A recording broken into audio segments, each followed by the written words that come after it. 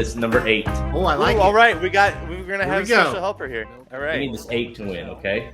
If he doesn't win, you can laugh. If he doesn't win, your dad might cry today. Who would you use as a long shot? I went 8-4, trying to find someone. Who would you use as a long shot in this race? What number? The 1? Yeah. Number 1. What about you, Aaron? I'll take the 1, sure. Oh, These are the worst 7 horses and 1 horse that should be pretty good. So if he loses, I mean, we'll make fun of this horse for years to come.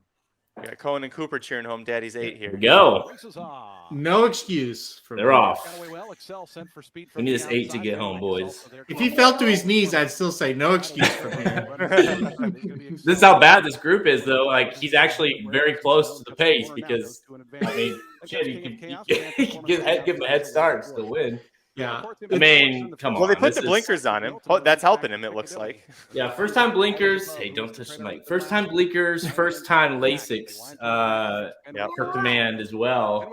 Obviously, he won't get that privilege next time out in the stakes, at least with the Lasix. But yeah, Irad's got him in. I mean, Halterman, they're going 20, almost 23 flat there. If he loses from here, like 5,000 claimers maybe next. Well, I'll say this about him. To be serious about him, he does have more speed, right? They're not. If this fraction is correct, this is a really good sign for him. Now, of course, if he doesn't kick on and win, then yes, $5,000 claimers. But I like how he's doing it. I mean, that's what you got to judge, right? How does he do it? So let's see. Yeah, I mean, he's responding. Stop, please. Yeah. He's expected to win, right? But he's not. Come on, man. He doesn't look great right now. No. Come on. Come on. Look at this. Oh my! They've already went left-handed to this horse. Oh my God! Fenwick in hand. Come on, Fenwick. What are you doing, Fenwick? Wow. Is he going to get third? He might. Fenwick. Gate to wire. Oh, he almost got third. Oh, my goodness. Put a fork in him. He's done. This horse is trash. That is a trash effort. Oh, my goodness. Wow. Well, there's my second round pick down the drain. First round picks down the drain. It's not going well on the old fantasy team. And 25s for after the half mile. Each split was 25 seconds. So they weren't going super fast, and he couldn't catch look him. Who won, Cohen? Belmont horse, Jared. Belmont horse. Who won? So Cohen called it. He said the one. He did say the one. Let me review the horse that just beat Commandperformance. In his last 3 races, he's been beaten 19 1/4, 9 3/4, and 24 3/4. Was transferred to Tampa from the Steve Asmussen barn, and then jumps up and goes gate to wire and beats Commandperformance. And by the way, I think you can't underestimate. Didn't just beat him. Like just annihilated him. I mean, Commandperformance was awful. 1-9. This microphone. He was 1 to 109. I mean, how he loses that. I mean, he's awful. To completely throw him off of anything. Don't even play him. Listen, the bottom line is this horse is still a maiden. Yeah, the bottom line is it's March. He's a maiden, and we're like, oh, well, that's crazy. Like, why is he running the maiden? This is like a Derby to prospect. Well, no, actually, it's not. So, I mean, that's one of the worst. That's one of the all-time worst performances I've ever watched from a horse that's 1 to 9. I mean, grade 1 placed.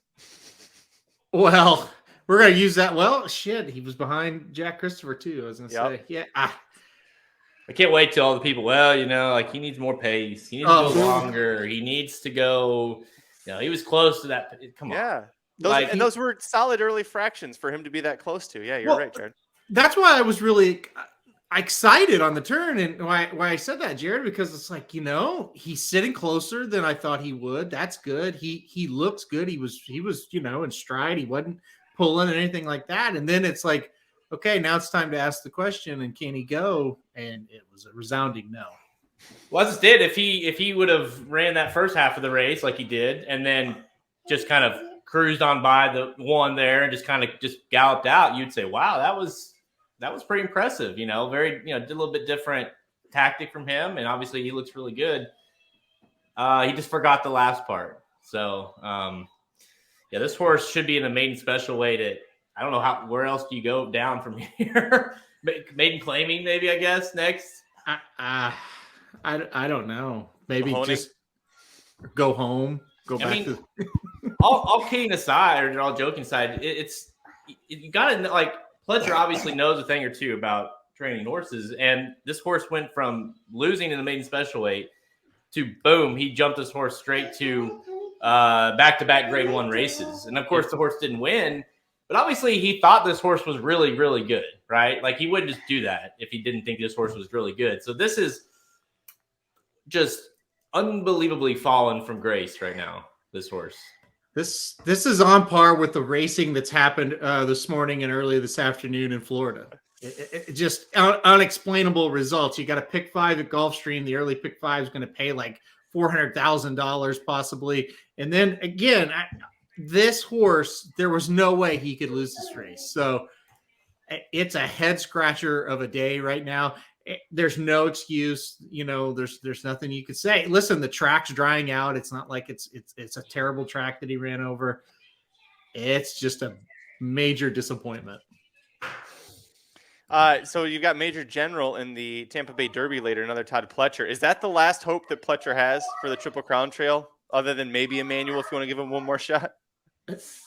No, Emmanuel, Charge It, Mo Donegal. Charge It, I mean, there's 3 of them right there, and I think Major General will probably run better than Command Performance, although that's not a good sign if he can get that horse to win. So I don't know.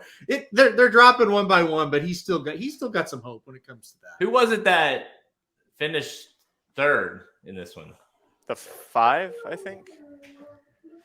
That horse about beat him. And that was that horse was a first-time starter that had lost to Charge It by 13, almost 14 lengths last time out. Oh, that wasn't the first time? Okay. No, this horse, lost to Strike Hard by 14 lengths. Yes. Yeah. Wow. He had 3 races, lost by 10.5, lost by 13.5, lost by 13.25.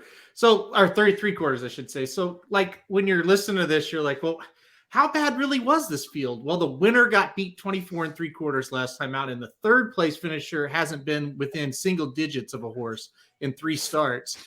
As far as a winner goes, that's how freaking bad this was and how bad this performance is today. I mean, we're watching the replay here, and you look. I mean, it's like, okay, for half a second, you think, well, this 8's going to cruise right by the 1, and then you start to realize, he's asking a lot of this 8. Well, he didn't even stay. It's not like the 1 had caught a breather and just like out finished him late. Like, he completely pulls away from him. He couldn't keep up with him. Yeah. This is a horse that you're watching getting beat by this mule who was within 5 3/4 lengths of being the Breeders' Cup Juvenile winner. The thing about this horse is he kind of reminds me of a horse like that could run in this kind of race, could run in a claiming race, could run in a grade 1 race, and still finish like 3rd and 4th, and just never really be threatening, but at the same time not be, you know what I mean? He has no interest in winning. He got beat worse today than he has in those other races. So I think you're right. I mean, I can't argue with what you just said. True. I mean, really, he really did this is his worst performance in his career, and it was a bit easily the worst group. So I don't know what buyer he got for those stakes, but he had to regress like 20 in this situation. Probably negative something in this one, I'd say. Have to. I'm just stunned. So here's the past performances coming into this race. He gets a 96 in the Champagne and 82 in the Breeders' Cup Juvenile. He got an 85 for almost winning at Saratoga on debut.